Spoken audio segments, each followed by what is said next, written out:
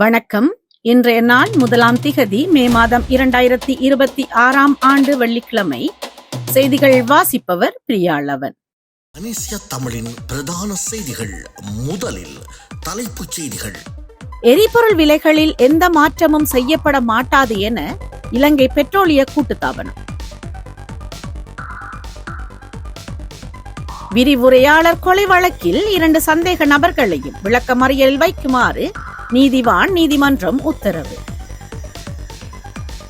ராணுவ படை தலைமையகத்தின் முன்பாக கவன ஈர்ப்பு போராட்டம் ஆயத்த நிலையில், போலீசார் குவிப்பு. வலி வடக்கு பகுதிகளில் உயர் பாதுகாப்பு வலயமாக உள்ள தமது காணிகளை விடுவிக்க கோரி போராட்டம். வெளிநாடுகளுக்கு பயணம் செய்யும் பௌத்த பிக்குகளுக்கு புதிய கட்டாய நடைமுறைகள்.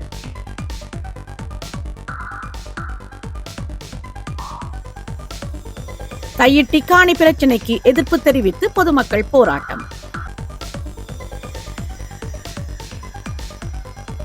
தேசிய மக்கள் சக்தி அரசு கலைந்து வீட்டுக்கு செல்லும் காலம் வெகு தொலைவில் இல்லை. சாகர காரியவசம். தொடர்வது விரிவான செய்திகள். முதலில் தாயக செய்திகள். இன்றைய தினம் எரிபொருள் விலைகளில் எவ்வித மாற்றமும் செய்யப்பட மாட்டாது என இலங்கை பெட்ரோலிய கூட்டுத்தாபனம் அறிவித்துள்ளது. கடந்த மார்ச் 21ஆம் திகதி மேற்கொள்ளப்பட்ட விலை அதிகரிப்பிற்கு பிறகு சந்தையில் தற்போது நிலவும் விலைகளை தொடர்ந்தும் அமுலில் இருக்கும் என அறிவிக்கப்பட்டுள்ளது. இதன்படி 92 ஒக்டேன் ரக பெட்ரோல் 398 ரூபாய்க்கும், 95 ஒக்டேன் ரக பெட்ரோல் 455 ரூபாய்களுக்கும் விற்பனை செய்யப்படுகின்றது. அதே நேரம் 1 லிட்டர் ஒட்டோ டீசல் 382 ரூபாய்க்கும், 1 லிட்டர் சூப்பர் டீசல் 443 ரூபாய்க்கும் விற்பனை செய்யப்பட்டு வருகின்றது. 1 லிட்டர் மண்ணெண்ணெய் 255 ரூபாய்க்கும் தற்போது விற்பனை செய்யப்பட்டு வருகின்றமை குறிப்பிடத்தக்கது.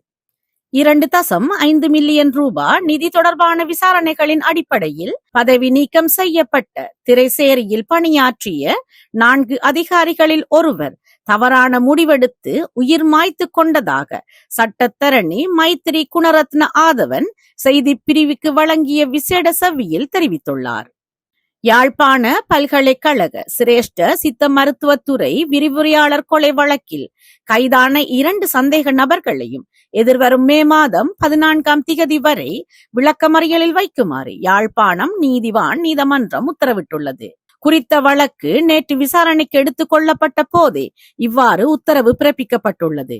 வழக்கு நேற்றைய தினம் மீண்டும் யாழ்ப்பாணம் நீதிமன்றத்தில் நீதவான் எஸ் லெனின்குமார் முன்னிலையில் விசாரணைக்கு எடுத்துக் கொள்ளப்பட்ட போது பாதிக்கப்பட்டவர்கள் சார்பில் ஜனாதிபதி சட்டத்தரணி M.A. சுமந்திரன், சட்டத்தரணி பெனிஸ்லஸ் துஷானும், முதலாவது சந்தேக நபரான விரிவுரையாளரின் மருமகன் சார்பில் சர்மினி விக்னேஸ்வரனும், 2வது சந்தேக நபராக பெயர் குறிப்பிடப்பட்ட சிரேஷ்ட விரிவுரையாளரின் மகள் சார்பில் சட்டத்தரணி சமந்த அத்துட்கோரளவின் வழிகாட்டலில் சட்டத்தரணி வி கௌதமனும் முன்னிலையாகியுள்ளனர்.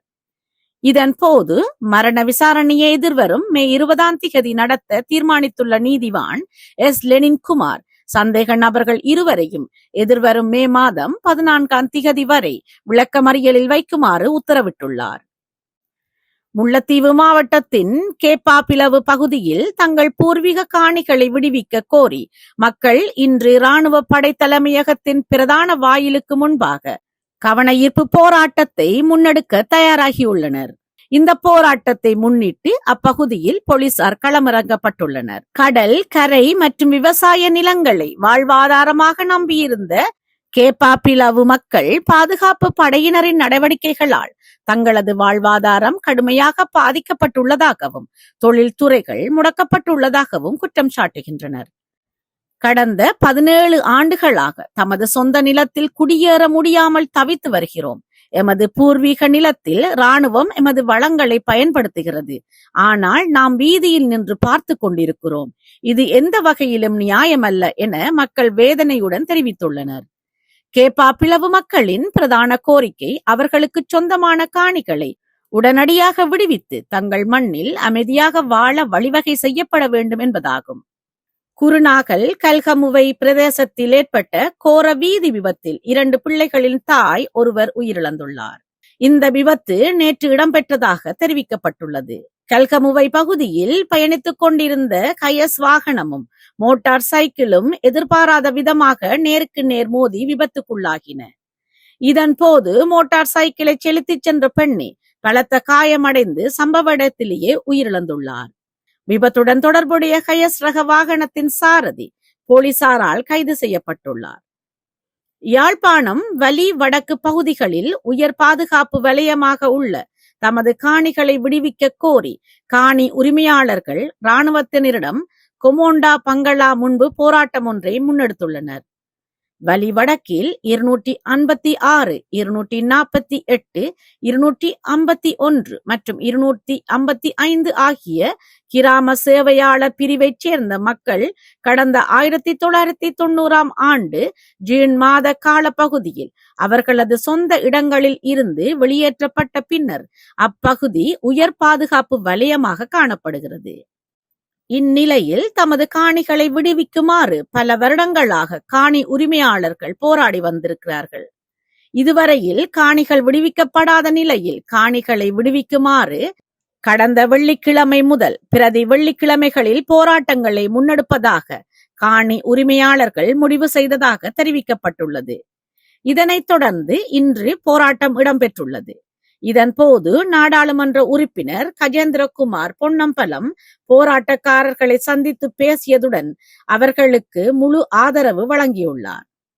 யாழ்ப்பாணம் அராளி தெற்கு பகுதியில் வயோதிப பெண் ஒருவரது சடலமானது தீயில் கருகிய நிலையில் மீட்கப்பட்டுள்ளது. அராளி தெற்கு வட்டுக்கோட்டை கழுவத்துறை பகுதியைச் சேர்ந்த கைலாய பிள்ளை கமலேஸ்வரி 79 வயதான இவரே சடலமாக மீட்கப்பட்டுள்ளார். குறித்த பெண்ணின் 2 பிள்ளைகளும் வெளிநாட்டில் வசித்து வருகின்றனர். இந்நிலையில் அவர் பணிப்பெண் மூலம் பராமரிக்கப்பட்டு வந்துள்ளார். நேற்றைய தினம் வெளிநாட்டில் உள்ள பிள்ளைகள் பல தடவைகள் அவருக்கு அழைப்பு மேற்கொண்ட போதும் அவரை தொடர்பு கொள்ள முடியாத நிலையில் அயலவர்களுக்கு தகவல் வழங்கியுள்ளனர். இதன் போது அயலவர்கள் அங்கு சென்று பார்த்த வேளை தீயில் கருகிய நிலையில் சடலமாக காணப்பட்டுள்ளார். இது குறித்து வட்டுக்கோட்டை போலீசாருக்கு தகவல் வழங்கப்பட்டதுடன் சம்பவ இடத்திற்கு விரைந்து சென்ற வட்டுக்கோட்டை போலீசார் மற்றும் தடயவியல் போலீசார் விசாரணைகளை மேற்கொண்டுள்ளனர். உடற்கூட்டு பரிசோதனைகளுக்காக சடலம் யாழ்ப்பாணம் போதனா வைத்தியசாலைக்கு கொண்டு செல்லப்பட்டுள்ளது.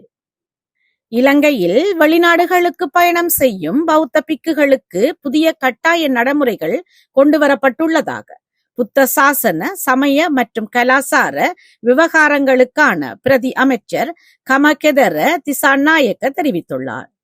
இதன்படி வெளிநாடுகளுக்கு பயணம் செய்யும் பௌத்த பிக்குகள் தத்தமது மூத்த பிக்கு பிராந்திய பௌத்த தலைவர் மற்றும் அந்தந்த பீடங்களின் மகாநாயக்க தேரர் ஆகியோரிடமிருந்து பரிந்துரைகளை பெறுவது கட்டாயமாக்கப்பட்டுள்ளதாக அவர் கூறியுள்ளார்.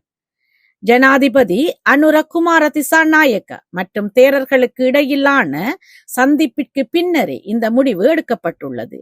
புத்த சாசன அமைச்சின் அதிகாரிகள், பதிவாளர் பதிவு தேரர்கள் மற்றும் சட்டமா அதிபர் ஆகியோருக்கு இடையே அவசர கலந்துரையாடல்கள் நடைபெற்றுள்ளன.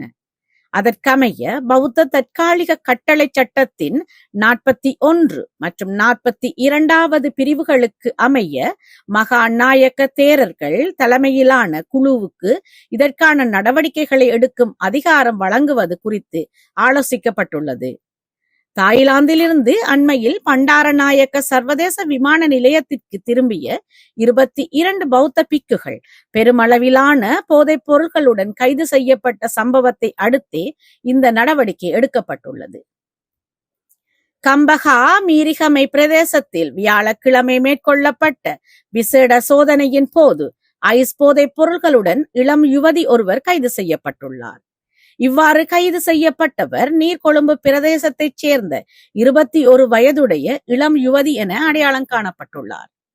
இதன் போது அவரிடமிருந்து விற்பனைக்காக வைத்திருந்த 25 கிராம் ஐஸ் போதைப் பொருள் போலீசாரால் மீட்கப்பட்டுள்ளது. மேற்படி யுவதியின் 26 வயதுடைய காதலன் அண்மையில் ஹெரோயின் போதைப் பொருளுடன் கைது செய்யப்பட்டு தற்போது விளக்கமறியலில் வைக்கப்பட்டுள்ளார் என்பது குறிப்பிடத்தக்கது. யாழில் 8 வயது சிறுமியொருவர் தவறான நடத்தைக்கு உட்படுத்தப்பட்ட சம்பவம் ஒன்று பெரும் அதிர்ச்சியை ஏற்படுத்தியுள்ளது. வட்டுக்கோட்டை போலீஸ் பிரிவிற்குட்பட்ட அராளி தெற்கு பகுதியிலேயே இந்த சம்பவம் நேற்றைய தினம் இடம்பெற்றுள்ளது. தாய்வழி உறவினரான 21 வயதுடைய இளைஞனே இவ்வாறு மோசமான செயலை மேற்கொண்டதாக தெரிவிக்கப்படுகின்றது. இது குறித்து வட்டுக்கோட்டை போலீஸ் நிலையத்தில் முறைப்பாடு பதிவு செய்யப்பட்டுள்ளதுடன் போலீசார் விசாரணைகளை மேற்கொண்டு வருகின்றனர். இதேவேளை பாதிக்கப்பட்ட சிறுமி மருத்துவ பரிசோதனைக்காக யாழ்ப்பாணம் போதனா வைத்தியசாலையில் சேர்க்கப்பட்டுள்ளார். தையிட்டி சட்டவிரோத விகாரைக்கு முன்பு கஜேந்திரன் பொன்னம்பலம் தலைமையில் போராட்டம் ஒன்று இடம்பெற்றுக் கொண்டிருக்கின்றது. இன்று முன்னெடுக்கப்படும் போராட்டத்தில் காணிகள் அளவீட்டில் நடக்கும் முறைகேடுகள் சுட்டிக்காட்டப்பட்டுள்ளன. இதுவரையில் ஆட்சியில் இருந்த ஆட்சியாளர்கள் போன்றுதான் தற்போது ஜனாதிபதியாக இருக்கும் அனுரவும் நடந்து கொள்ளுகிறார். தையிட்டி காணி பிரச்சனை இதுவரையில் தீர்க்கப்படவில்லை. இதுவும் இனவாத அரசாங்கமாகவே பார்க்கப்படுகிறது. ஏனெனில் தையிட்டி விவகாரம் ஆரம்பிக்கப்பட்டு பல நாட்கள் கடந்தும் இதுவரையில் அதற்கான ஒரு தீர்வு காணி உரிமையாளர்களுக்கு கிடைக்கவில்லை. தனியார் காணி உரிமையாளர்களின் காணிகளை பறித்துத்தான் இந்த விகாரை கட்டப்பட்டுள்ளது. தங்களுடைய இடத்தை பெற்றுக்கொள்ள வேண்டும் என்ற பிடியில் இருக்கும் உரிமையாளர்கள் வேறு இடங்களை ஏற்றுக்கொள்வதாக இல்லை என்றார். நிதி மோசடிகளில் ஈடுபட்டு வரும் தற்போதைய தேசிய மக்கள் சக்தி அரசு ஒட்டுமொத்தமாக கலைந்து வீட்டுக்கு செல்லும் காலம் வெகு தொலைவில் இல்லை என்று ஸ்ரீலங்கா பொதுஜன பெரமுனவின் பொதுச் செயலாளர் சாகர காரியவசம் தெரிவித்தார். இது தொடர்பில் ஊடகங்களிடம் அவர் மேலும் கூறுகையில், தற்போதைய அரசு பல்வேறு நிதி மோசடிகளில் ஈடுபட்டு வருகின்றது. இந்த அரசு மக்களின் நம்பிக்கையை துஷ்பிரயோகம் செய்து வருகின்றது. அரசின் முறையற்ற நிர்வாகத்தால் மக்கள் அதிருப்தி அடைந்துள்ளனர். விரைவில் இந்த அரசு பதவியிலிருந்து விலக வேண்டிய நிலை ஏற்படும். மக்களின் பலத்துடன் ஸ்ரீலங்கா பொதுஜன பெரமுன மீண்டும் பலமான முறையில் ஆட்சி அமைப்பது உறுதி என சுட்டிக்காட்டியுள்ளார். தொடர்வது உலகச் செய்திகள். பிரித்தானியாவின் பயங்கரவாத அச்சுறுத்தல் மட்டமானது எச்சரிக்கை நிலையில் இருந்து தீவிரம் என்ற நிலைக்கு 4 ஆண்டுகளுக்கு பின்னர் நேற்று முதன்முறையாக உயர்த்தப்பட்டுள்ளது. கடந்த புதன்கிழமை வடக்கு லண்டனில் ஹோல்டர்ஸ் கிரீன் பகுதியில் 2 ஜூத இனத்தவர்கள் குத்திக் கொலை செய்யப்பட்டதைத் தொடர்ந்து இந்த நடவடிக்கை எடுக்கப்பட்டுள்ளது. இது தொடர்பில் பாதுகாப்பு அமைச்சர் டேன் ஜார்விஸ் கூறுகையில், இந்த அச்சுறுத்தல் மட்ட உயர்வு லண்டன் தாக்குதலால் மாத்திரம் ஏற்பட்டதல்ல என தெரிவித்துள்ளார். இஸ்லாமிய தீவிரவாதம் மற்றும் தீவிர வலதுசாரி அச்சுறுத்தல்கள் பரந்த அளவில் அதிகரித்துள்ளதே இதற்கு முக்கிய காரணமாகும் என்றும் அவர் குறிப்பிட்டுள்ளார். மெட்ரோபாலிட்டன் போலீசாரால் பயங்கரவாத தாக்குதலில் அறிவிக்கப்பட்டுள்ள இந்த கத்திக்குத்து சம்பவம் பிரித்தானிய யூத சமூகத்தை இலக்கு வைத்து நடத்தப்படும் தொடர்ச்சியான சம்பவங்களின் அண்மை நிகழ்வாகும். தீவிரம் என்ற அச்சுறுத்தல் மட்டம் என்பது அடுத்த 6 மாதங்களுக்குள் பயங்கரவாத தாக்குதல் நடைபெறுவதற்கான அதிக வாய்ப்பு இருப்பதை உணர்த்துகிறது. புலனாய்வு போலீஸ் மற்றும் அரசாங்கம் பொதுமக்களை பாதுகாக்க 24 மணி நேரமும் பணியாற்றி வருவதாக அமைச்சர் ஜார்விஸ் உறுதியளித்துள்ளார். இதனால் அங்குள்ள வழிபாட்டு இடங்கள் உள்ளிட்ட பல முக்கிய ஸ்தலங்களில் பாதுகாப்பு பலப்படுத்தப்பட்டுள்ளமை குறிப்பிடத்தக்கது. இத்துடன் பனேசியா தமிழின் பிரதான செய்திகள் நிறைவு. செய்திகளை தொடர்ந்து பார்வையிட www.panesiatamil.tv என்ற இணையதளத்தை பார்வையிடவும்.